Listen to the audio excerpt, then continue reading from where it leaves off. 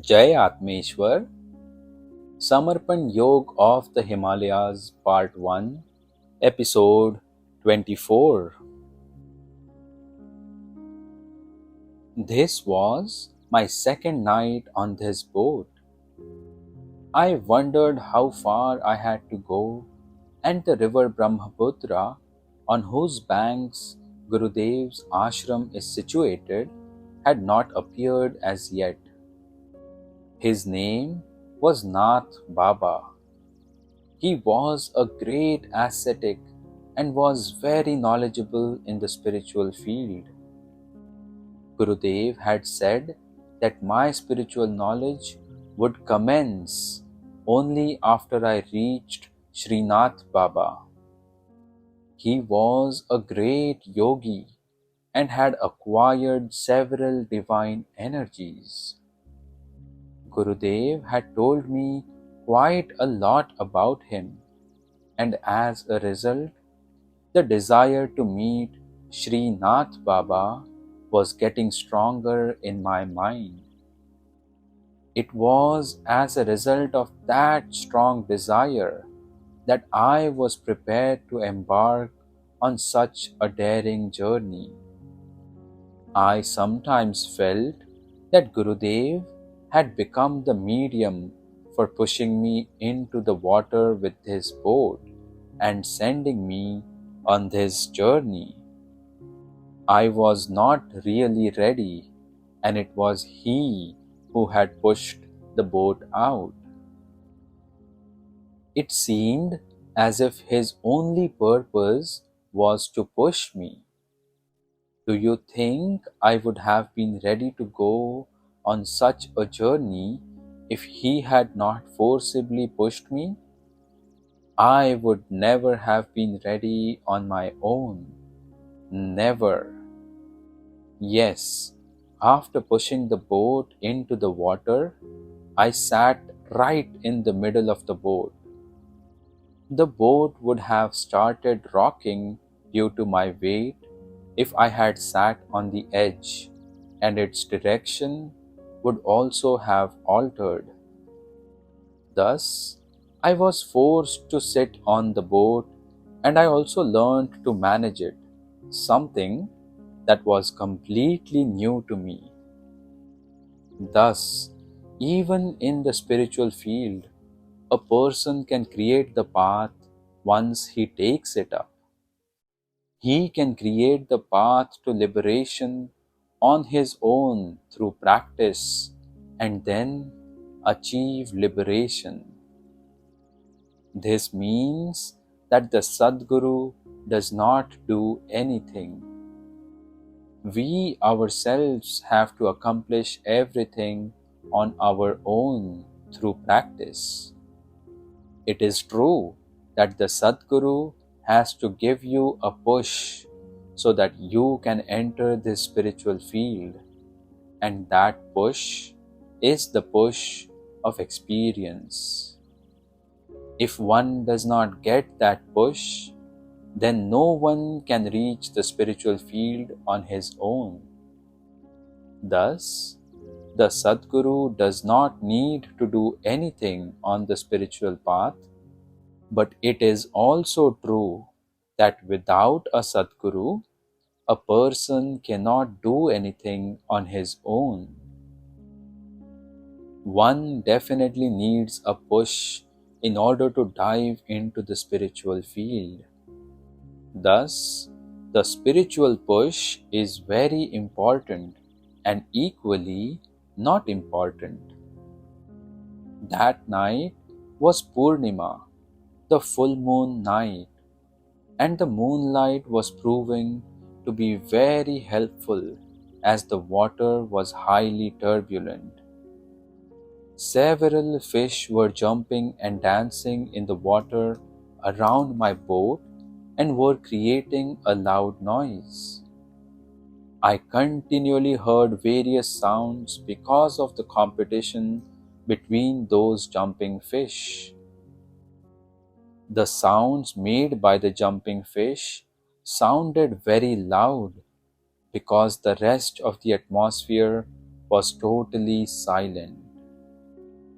Over a long distance, as far as the eyes could see, the whole river seemed to be lit up in the moonlight, and the water was shining. I stayed awake until midnight, and later I did not even realize that I had fallen asleep. In the morning, the boat started shaking a lot, and I woke up.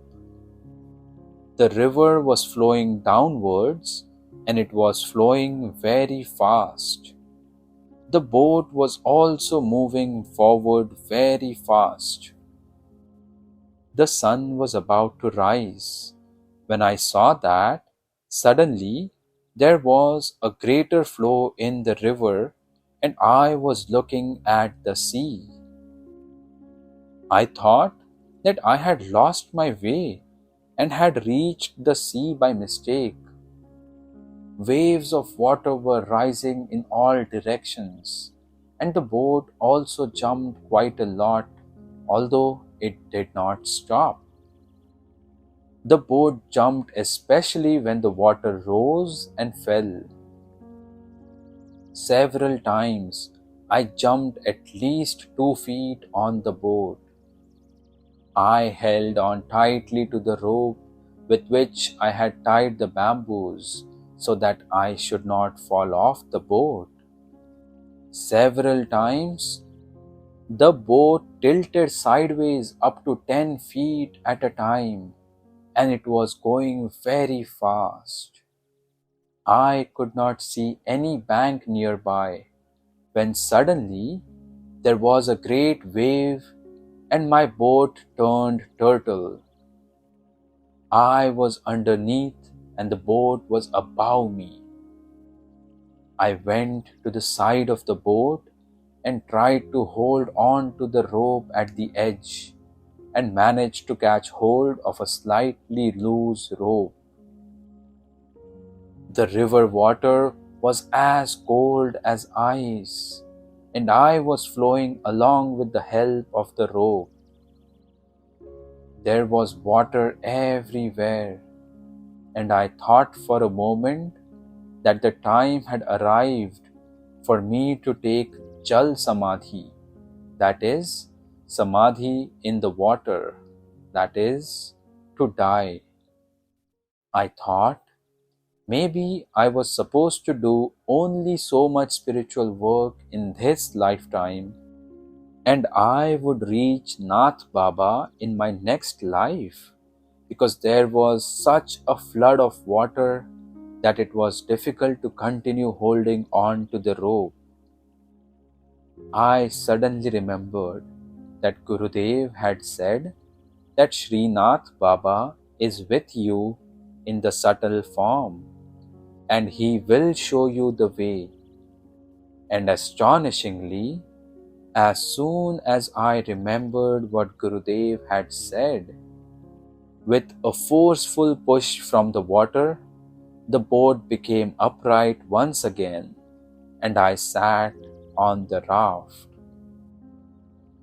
Now, the current was flowing very fast. All the fruits I had brought with me were washed away, and only my cloth bag, which had got caught in the bamboo, was saved. When I sat a little more comfortably, I saw that it was not a sea, but the river. But it was so grand that it looked like the sea. Then I could see the river bank on my right hand, but the river was so wide that I could not see the river bank on my left. I remembered Gurudev's words that the river Brahmaputra was of the male gender. All the other rivers are female. River Ganga, River Narmada, River Godavari, River Yamuna. But Brahmaputra is the only river which is male. That is why it is quite wide and appears grand. Gurudev had also said that there is such a strong current in the water that even if an elephant falls into it, it will be swept away. The current was really very strong, and it was only because of Gurudev's grace that I was not swept away. I do not know how, but the river appeared to be getting closer, and the boat was slowly sliding away from the main river on its own towards the right-hand side.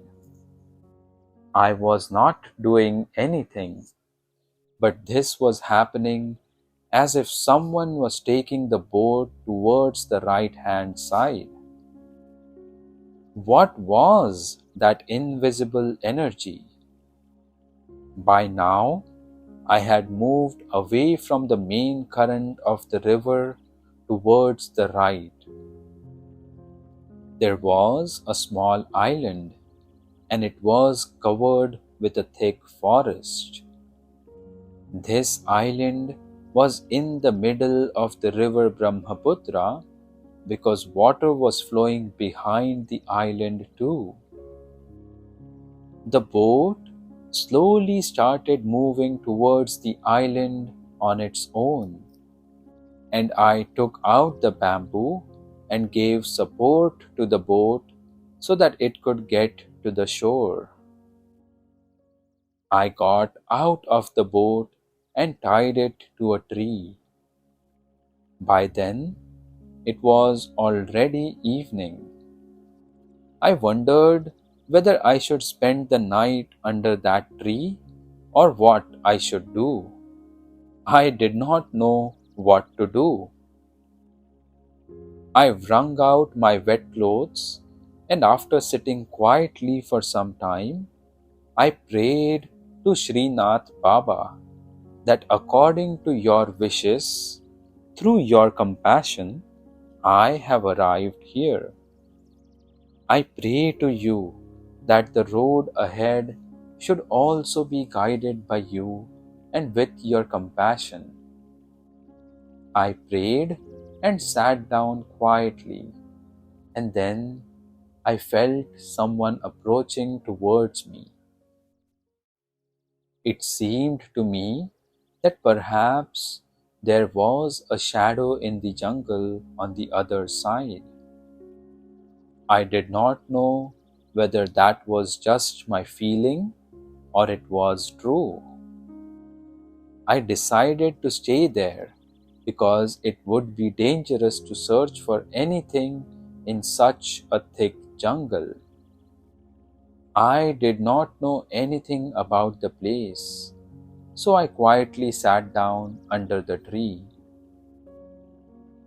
I could not see anything in the jungle on the other side, but it seemed as if someone was approaching.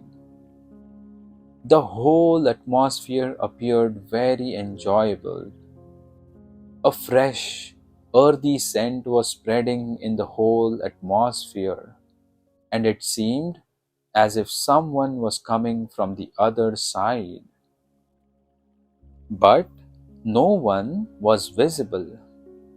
However, I was not at all afraid despite the sound of the footsteps, and was curious to know whether someone was really coming or that it only seemed so. I was not deluding myself. Someone was really approaching. The sound of footsteps could be heard coming closer, and slowly my attention centered on those footsteps, as if they were the footsteps of someone I knew. Slowly, easily, my chitta started going within, and my body became as cold as ice, and my eyes becoming heavy. I wanted to keep my eyes open, but I just could not open them, and I felt as if a cloud had appeared in front of me. There was bright light everywhere, and for a moment I felt as if it was the light of the moon. But no, that was something quite different. I had never experienced anything like this in my life. The hair on my body stood on end, as if it had become alert and awake too. I did not notice when my eyes had closed, and I went into meditation. When I returned to my senses, I heard the following words: "Wake up, my child, open your eyes. I have arrived." I felt someone lightly touching the crown of my head. A shiver ran through my body, and his hand was so cold that it seemed as if someone had placed a block of ice on top of my head. When I slowly opened my eyes, Gurudev said, "I am Nath Baba. Wake up." I saw that a very old ascetic was standing in front of me. He had a tall but weak body. He had practiced a lot of penance, and its effect was clearly visible on his body. His whole body was wrinkled and his hands were trembling, but there was a divine radiance on his face. He seemed to be very old. I prostrated before him. Gurudev lifted me up and said laughingly, "So, you had to keep diving again and again in the Brahmaputra to reach me, didn't you? Come on, come to my hut." I understood that he had understood through his Chitta power, his Chitta Shakti, how I had travelled. I went along with him. It was a barren place. I did not know how far I walked with him, but it had grown dark by the time we reached his hut.